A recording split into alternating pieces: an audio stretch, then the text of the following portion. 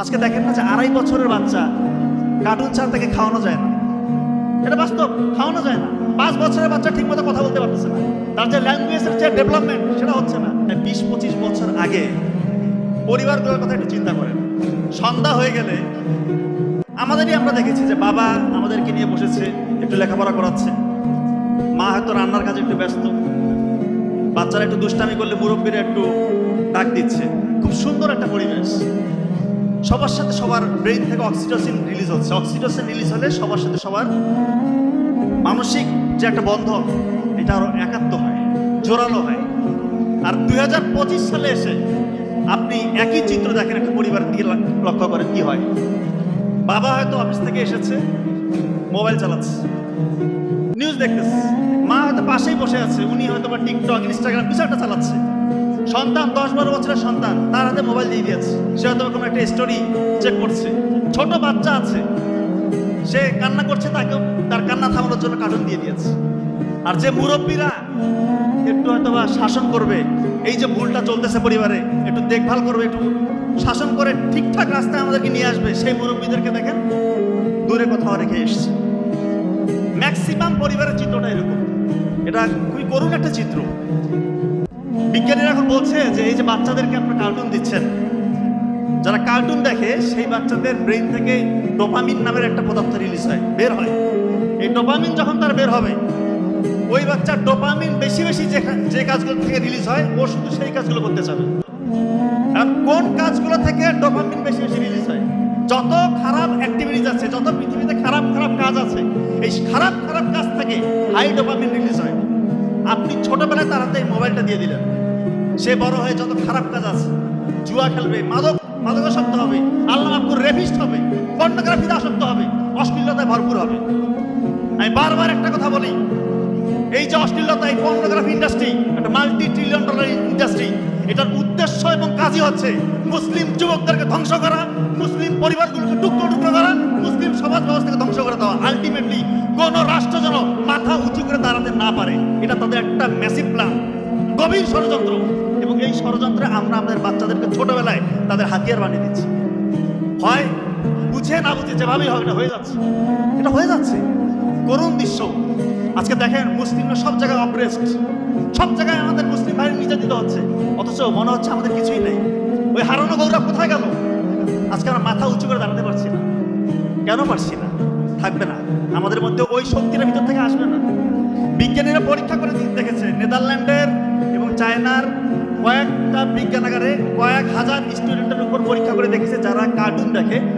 একটা পরীক্ষার নাম হচ্ছে EEG। এই পরীক্ষা করে দেখেছে যে ওই বাচ্চাদের ব্রেইনের যে সেল নিউরন, ওইটার স্ট্রাকচার, ওইটার কেমিস্ট্রি, ওইটার গঠনটাই চেঞ্জ হয়ে গিয়েছে। মারাত্মক ব্যাপার, গঠনটাই চেঞ্জ হয়ে গিয়েছে। এবং ব্রেইনের মধ্যে নতুন নতুন মিউটেশনের মাধ্যমে নতুন নতুন খারাপ কোষ, খারাপ টিউমার, ক্যান্সারের দিকে ব্রেইনটাকে ধাবিত করতেছে।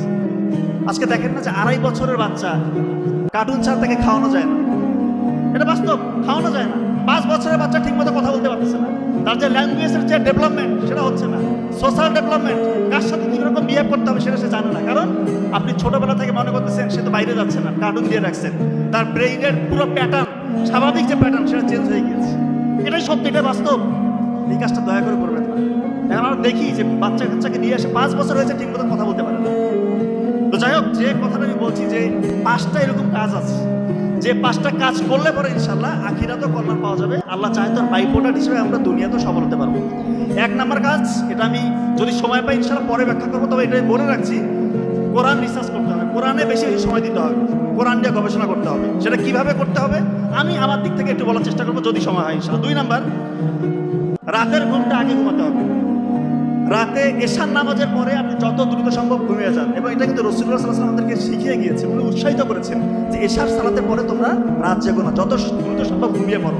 এখন বিজ্ঞানীরা এসে বলছে আপনি এশার সালাতের পর যত দ্রুত ঘুমাবেন আপনার কোয়ালিটি স্লিপ হবে। 1 ঘন্টা টাইম এক্সপেন্ড করবেন, আপনার 12% ঘুমের কোয়ালিটি নষ্ট হবে। 2 ঘন্টা টাইম নষ্ট করবেন, 12 দুগুণা 24% কোয়ালিটি নষ্ট হবে। এভাবে যত টাইম যাবে প্রতি ঘন্টায় 12% করে আপনার ঘুমের কোয়ালিটি নষ্ট হবে। আর সাথে যদি আপনি মোবাইল দেখে দেখে টাইমটা নষ্ট করেন, তাহলে এটা চক্রবৃদ্ধি হারে আপনার ব্রেনের ক্ষতি করবে। এখন তো বেশিরভাগ পরিবারে, বেশিরভাগ মানুষজন দেখা যায় এশার নামাজের পর মোবাইলে স্ক্রল করতে করতে রাত 1টা, 2টা, 3টা বাজিয়ে ফেলতেছে। তার ঘুমের বিন্দু মাত্র কোয়ালিটি থাকে না, বিন্দু মাত্র কোয়ালিটি থাকে না। ঘুম আল্লাহ তাআলার একটা নিয়ামত, এই নিয়ামতটাকে নষ্ট করবেন না। ঘুমালে মূলত কি হয়, এই যে সারাদিন আপনি কর্মব্যস্ত থেকেছেন, ঘুমের মধ্যে ব্রেইন থেকে 3টা কাজ হয়। প্রিফ্রন্টাল কর্টেক্স এটার কাজ ঠিক রাখে। কি করে প্রিফ্রন্টাল কর্টেক্স? এর কাজ হচ্ছে মনোযোগ ধরে রাখা, যে কোনো সমস্যায় পড়লে সমস্যার সমাধান করা, নতুন নতুন একটা চিন্তা আসতেছে আপনার, ওই ডিসিশনটাকে ঠিক মতো মেক করা এবং আপনাদের আবেগটাকে নিয়ন্ত্রণ রাখা। এটা হচ্ছে প্রিফ্রন্টাল কর্টেক্সের কাজ। আপনি যখন ঘুমাবেন না, আপনার ওই প্রিফ্রন্টাল কর্টেক্সের কার্যকারিতা হারিয়ে যাবে। 2 নাম্বার, হিপ্পোক্যাম্পাস। হিপ্পোক্যাম্পাসের কাজ কি? ছাত্রছাত্রীদের জন্য খুবই জরুরি। হিপ্পোক্যাম্পাস হচ্ছে আমাদের যে কোনো কিছু যখন আমরা তথ্য পড়ি, শিখি, এটাকে শর্ট টার্ম মেমোরি সেন্টার থেকে লং টার্ম মেমোরি সেন্টারে কনভার্ট করে, দীর্ঘস্থায়ী মেমোরি সেন্টারে যে রিজার্ভ করে। ঘুম যদি না হয় এই কাজ করে না। 3 নাম্বার, কনটেক্সট।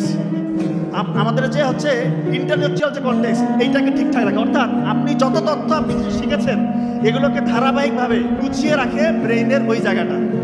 আপনি যখন ঘুমাবেন, আপনি কখন কোন কথা বলতে হবে, কখন শব্দ চয়ন কোনটা হবে, পরীক্ষা কোনটা লিখবেন, এই জিনিসগুলো সব অর্গানাইজড হয়ে সাজিয়ে রাখে ব্রেনের ওই জায়গাটা। আপনি যদি না ঘুমান ঠিক মতো, ঈশান নামাজের পর যদি না ঘুমান, আপনার এই একটা ফ্যাক্টরে কাজ করবে না, একটা সিস্টেমে কাজ করবে না, সবগুলো কলাপস হয়ে যাবে। তার মানে এটা কি জরুরি কি জরুরি না? ঈশান নামাজের পরে ভাইয়া আমি বলতেছি, সন্তানরা যদি বলে যে আমি লেখাপড়া করবো, প্রয়োজন নাই, তুমি ফজরের সময় উঠো। এবং 2 নম্বর পয়েন্ট আমার এটাই, 2 নম্বর পয়েন্ট হচ্ছে ফজরের আগে উঠতে হবে। দুনিয়ার কোনো পরীক্ষা নাই যে পরীক্ষা তুমি সফল হতে পারবা না যদি ফজরের আগে উঠো। উঠে তাহাজ্জুদের সালাত আদায় করে 2 ঘন্টা চোখের পানি ভালো, যে কোনো পরীক্ষা ইনশাআল্লাহ কামিয়াব। এবং ফজরের, আমার ভাই খুব ভালো বলে, ফজরের আগে উঠলে ব্রেইন থেকে আলফা ওয়েভ, ব্রেইনের মধ্যে আলফা ওয়েভ তৈরি হয়। ওই সময় যদি কেউ 1 ঘন্টা পরে, অন্য সময় 4-5 ঘন্টা পড়ার সমান। এবং আপনি দেখবেন ফজরের নামাজ পড়ে যখন আসবেন, ওইটা ফ্রেশ এয়ার, ওই যে অক্সিজেনটা একদম ফ্রেশ অক্সিজেন, ওইটা আমাদের প্রতিটা কোষে কোষে যায়। শরীরের মধ্যে কোটি কোটি ট্রিলিয়ন ট্রিলিয়ন কোষ, প্রতিটা কোষকে উজ্জীবিত করে নতুনভাবে, একদম তাকে মনে হয় যে সজীবতায় ভরে যায়। এবং সূর্যের আলো লাগাবেন সকালবেলা। সূর্যের আলো লাগালে আমাদের ভিটামিন ডি ন্যাচারালি আমরা তৈরি করতে পারবো, আমাদের ইমিউনিটি বেড়ে যাবে। আমাদের দেখা যায় সেরাটোনিন নামের একটা হরমোন আছে, যদি সূর্যের আলো সংস্পর্শে আপনি প্রতিদিন আসেন, আপনার সেরাটোনিন নামের একটা হরমোন রিলিজ হয়। সেরাটোনিন হরমোন হচ্ছে ভালো লাগার হরমোন। এই যে অনেকের অযাচিত কারণে আপনার মন খারাপ থাকে, হতাশা, অ্যাংজাইটি, স্ট্রেস, এগুলো কেটে যাবে। প্রতিদিন সকালবেলা 9টা-10টার দিকে একটু আপনার রোদ লাগানোর চেষ্টা করবেন। 3 নম্বর পয়েন্ট, ভালো খাবার খেতে হবে। আমি একদম ব্রেন বুস্টার আপনাদেরকে বলে যাচ্ছি। নবী করিম সাল্লাল্লাহু আলাইহি ওয়াসাল্লাম আমাদেরকে বলে গিয়েছিল 3 ভাগের 1 ভাগ খাইতে হবে, এবং ওই খাবারটা হবে চিবিয়ে চিবিয়ে খেতে হবে। 1 ভাগ ফাঁকা রাখবো, 1 ভাগ পানি পান করবো। আমরা তখন পেটটা ভরে খাই, এই পর্যন্ত খাই, এটা করা যাবে না, এটা আনসাইন্টিফিক। তো 3 ভাগের যে 1 ভাগ খাবো, এই 1 ভাগ খাবারের মধ্যে আবার 3 ভাগের 1 ভাগ আপনার কাঁচা খাবার খেতে হবে। কাঁচা, যেমন সালাদ হতে পারে, ফলমূল হতে পারে, এই খাবারগুলো খাবেন। কাঁচা খাবার খেলে আপনার ইমিউনিটি বাড়বে, রোগ প্রতিরোধ ক্ষমতা বাড়বে, ব্রেন ঠিক মতো কাজ করবে। আর একটা ব্রেন বুস্টার মহা ঔষধ আমি বলে দিচ্ছি ইনশাআল্লাহ, বেলের পাতা। বেলের যে পাতা আছে এইটা শুকাবেন, মানে বেলের শরবত খান না, ওই পাতাটা শুকিয়ে গুঁড়া করে ঘি দিয়ে ভেজে খাবেন। বেলের পাতার মধ্যে রয়েছে অ্যালকালয়েড, ফেনোলিক অ্যাসিড, ফ্লাভোনয়েড, একটা মারাত্মক লেভেলের সুপার অ্যান্টিঅক্সিডেন্ট, এই 3টা উপাদান। এটা আমাদের ব্রেইনের মধ্যে যে মেইন কোষগুলো, যে কোষগুলোতে ব্রেইন তৈরি, নিউরন, এগুলোকে অক্সিডেটিভ স্টেজ, অর্থাৎ এগুলোকে আঘাত, পক্ষাঘাত, যে কোনো রকমের ধ্বংসের হাত থেকে ইনশাআল্লাহ এই অ্যান্টিঅক্সিডেন্টগুলো রক্ষা করবে। এবং বেলের পাতার মধ্যে রয়েছে বিটা ক্যারোটিন এবং ভিটামিন সি, এটা আমাদের নিউরনকে পুষ্টি যোগাবে। এবং সব থেকে যে মানে মারাত্মক কাজটা করে সেটা হচ্ছে সিনাপসিস প্রক্রিয়াটাকে সচল করে, অর্থাৎ নতুন নতুন তথ্য আপনি সুন্দর মতো শিখতে পারবেন। এবং ঘিয়ের মধ্যে রয়েছে omega 3 fatty acid, omega 3 fatty acid এবং ভিটামিন এ, ডি, ই, কে। এইটা ব্রেইনের জন্য একটা মারাত্মক লেভেলের সুপার এনার্জেটিক একটা খাবার। এটাকে বলা হচ্ছে ব্রেইনের এনার্জির ফুয়েল। তো এই 2টা যখন আপনি কম্বিনেশন করে খাবেন, যে কোনো স্টেজে খেতে পারেন, যে কোনো বাচ্চা, বয়স্ক, যে কোনো তরুণ যদি খায়, প্রতিদিন 1 চামচ করে বেলের পাতা শুকিয়ে গুঁড়া করে ঘি দিয়ে ভেজে 1 চামচ করে খাওয়াবেন।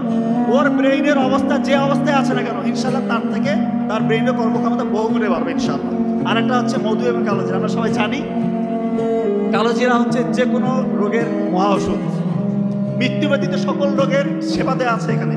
এবং পবিত্র কোরআনে আছে মধুর মধ্যে রয়েছে অসংখ্য রোগের সেবা। তো এই কালোজিরার মধ্যে রয়েছে থাইমল। এটা আমাদের ব্রেইন শুধু না, পুরো শরীরের যতগুলো কোষ আছে এগুলোকে প্রোটেকশন দেয়, আমাদের রোগ প্রতিরোধ ক্ষমতা বাড়ায়, অসংখ্য অসংখ্য সংক্রমণের হাত থেকে আমাদের শরীরটাকে রক্ষা করে। আমি তো বলি যারা সামনে লেখাপড়া করবেন, ডাক্তার হবেন বা বড় কিছু হবেন, আপনারা এই কালো জিরে নিয়ে একটু রিসার্চ করার চেষ্টা করবেন। অবশ্যই আমরা কিছু থাকবে, যেহেতু রাসূলুল্লাহ সাল্লাল্লাহু আলাইহি ওয়াসাল্লাম বলে গিয়েছে যে মৃত্যু ব্যতীত শখের সকল রোগের শেফা রয়েছে, তার মানে এখানে অবশ্যই এমন কিছু আছে, হয়তো এখন বিজ্ঞানী আবিষ্কার করতে পারছে না, সামনে আবিষ্কার হবে। এর জন্য কালো জিরে নিয়ে একটু চিন্তা করবে। আর মধুতে রয়েছে ফ্লাভোনয়েড এবং পলিফেনল, ফেনোলিক অ্যাসিড, এটা মারাত্মক সুপার অ্যান্টিঅক্সিডেন্ট।